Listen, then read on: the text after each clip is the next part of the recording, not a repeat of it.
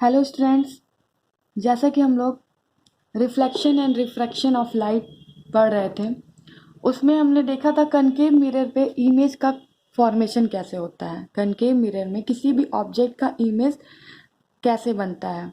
ठीक है, तो उसके 6 केसेस थे कि जब ऑब्जेक्ट पोल पे हो, जब ऑब्जेक्ट सेंटर ऑफ कर्वेचर पे हो, ऐसे ही पढ़े थे ना, और सेंटर ऑफ कर्वेचर के बियॉन्ड हो, पीछे हो, तब इसका इमेज कैसे बनता है। कि कनकेव मिरर पे जो रिफ्लेक्शन होता है, जो इमेज का एंट्री होता है, वो कहाँ होता है? मिरर के अंदर। ठीक है, अंदर वाला रिफ्लेक्टिंग। ठीक, और कनकेव मिरर पे क्या होगा? उसका रिफ्लेक्टिंग पार्ट क्या होगा? उभरा हुआ हिस्सा। ठीक है, तो हम लोग कनकेव मिरर में इमेज का फॉर्मेशन पढ़ लिए थे। अब हमको देखना कनकेव मिरर का यूज हम कहाँ करते हैं। हम लोग नॉर्मल अपने डेली लाइफ में, मतलब हम लोग इसको यूज कहाँ करते हैं कनकेव मिरर का? तो यूज इन टॉर्चेस। टॉर्च में, टॉर्च का क्या करते हैं? टॉर्च का काम हमारा होता है जो उसमें रेज निकलते हैं, वो रेज क्या हो?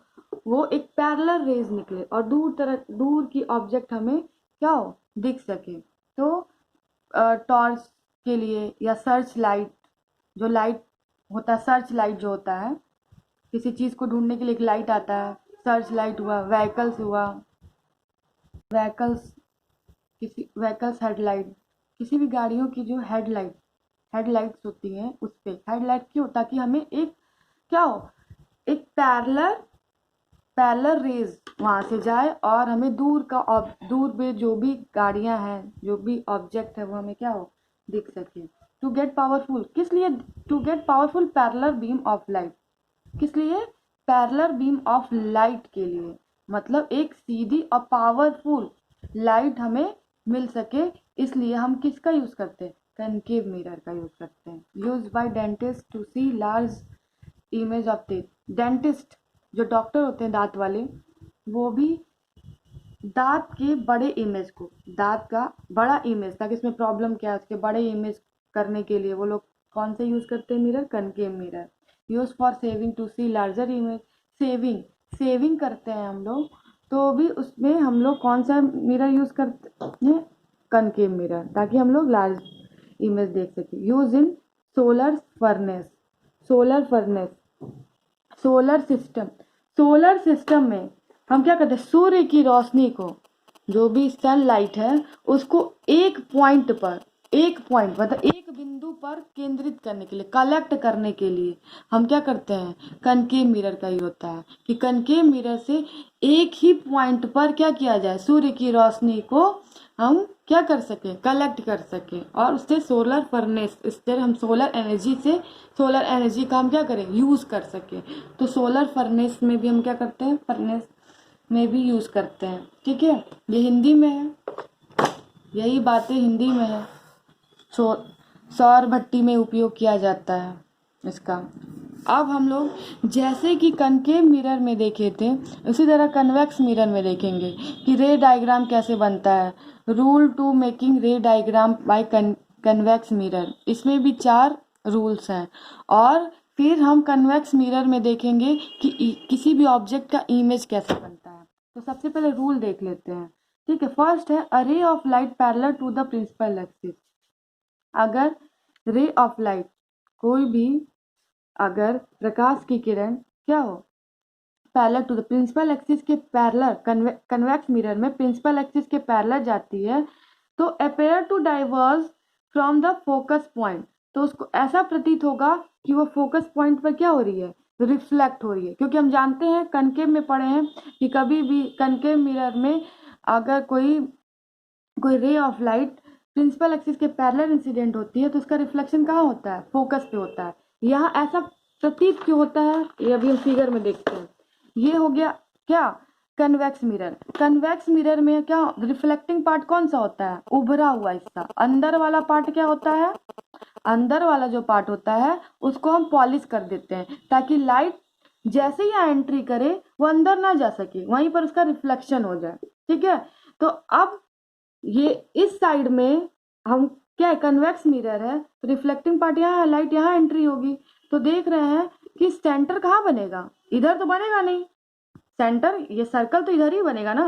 तो सेंटर यहीं पर होगा और सेंटर और पोल के बीच के डिस्टेंस को, बीच के जो पॉइंट को हम क्या कहेंगे, फोकस। तो सेंटर और फोकस कहाँ होगा, इस साइड होगा। तो बोल रहे हैं कि जब भी कोई लाइट क्या होगा, प्रिंसिपल एक्सिस के पैरेलल इंसिडेंट होगा तो वो ऐसा यहाँ पे जाते ही वो क्या होगा, रिफ्लेक्ट हो जाएगा। तो ऐसा फील होगा कि इसका रिफ्लेक्शन, जब हम यहाँ से देखेंगे तो हमको लगेगा कि इसका जो रिफ्लेक्शन हो रहा है वो कहाँ से, ये जो लाइट है वो कहाँ से परावर्तित हो रही है, इसका रिफ्लेक्शन कहाँ से हो रहा है, ये फोकस से होते हुए रिफ्लेक्ट हो रही है। लेकिन बस ये ऐसा क्या होता है, ऐसा अपीयर होता है, ऐसा लगता है, ऐसा होता नहीं है, ठीक है।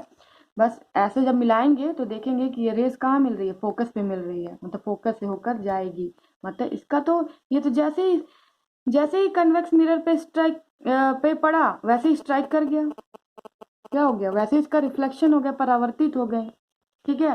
तो इस तरीके से फर्स्ट केस हो गया। Second case, a rays is directed toward the focus. अगर कोई रे डायरेक्ट फोकस पे होते हुए ऐसा लगे कि वो फोकस से होते हुए जा रही है, मतलब फोकस पे होते हुए जा रही है, तो जब भी कोई रेज फोकस पे होकर जाती है तो उनका क्या हो जाता है, वो उनका रिफ्लेक्शन प्रिंसिपल एक्सिस के पैरेलल हो जाता है। तो यहाँ पे कोई रेज जो है वो इंसिडेंट हो रही है इस कन्वेक्स मिरर पे, तो ये लगेगा, जब इसको मीट कराएंगे हम यहाँ से देखेंगे तो ये लगेगा कि ये कहाँ जा रही है, ये फोकस पे होकर जा रही है, फोकस पे होकर जा रही है, बस ऐसा लगेगा। मगर जैसे ही यहाँ पर आई इसका रिफ्लेक्शन कहाँ हो गया, ये फोकस पे होकर जा रही है, इसलिए इसका रिफ्लेक्शन क्या हो जाएगा, प्रिंसिपल एक्सिस के पैरेलल। हम जब यहाँ से देखेंगे तो हमें लगेगा कि ये रेस कहाँ जा रही है, फोकस पर जा रही है।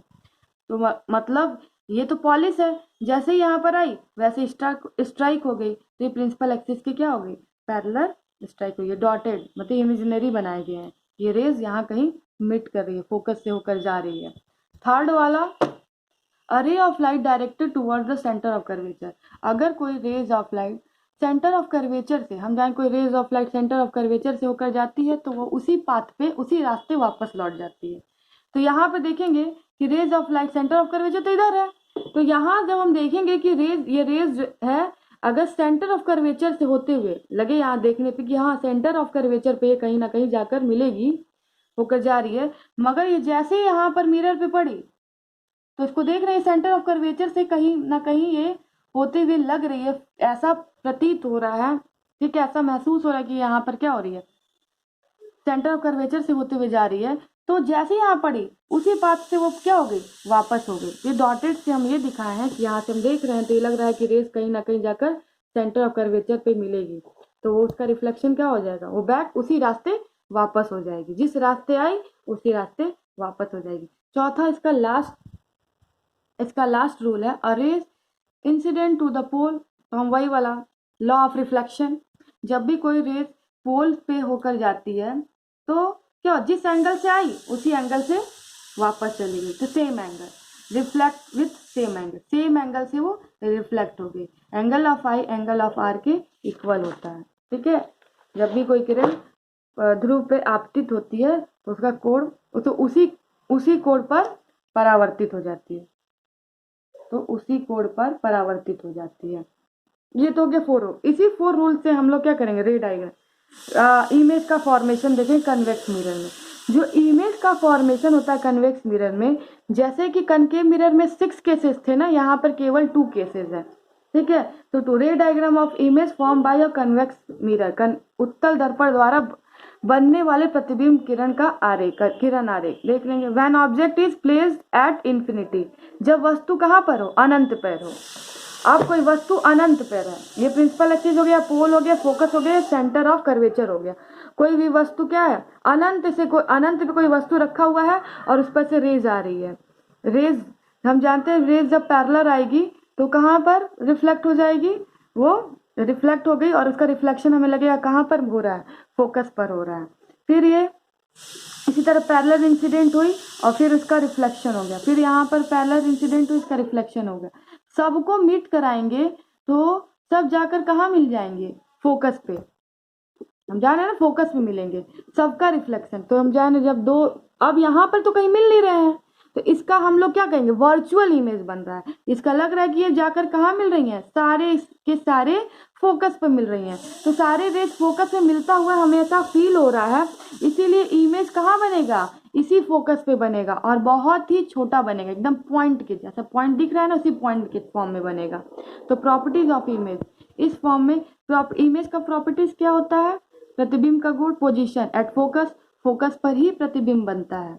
तो प्रतिबिंब बनेगा, जो वस्तु यहाँ पर अनंत पे कोई वस्तु रखा गया है, एट फोकस, फोकस पे बनेगा। नेचर क्या होता है, वर्चुअल, वर्चुअल क्यों, आभासी, कहीं मिट तो ये कर नहीं रहा है, इसको तो हम लोग इमेजिनरी दिखा रहे हैं कि ये कहीं जाकर फोकस पे सारे रेज मिल रहे हैं। तो जहाँ रेज मिलेंगे, रेज मिल रहे हैं मतलब कि ऐसा हम लोग क्या आभास कर रहे हैं।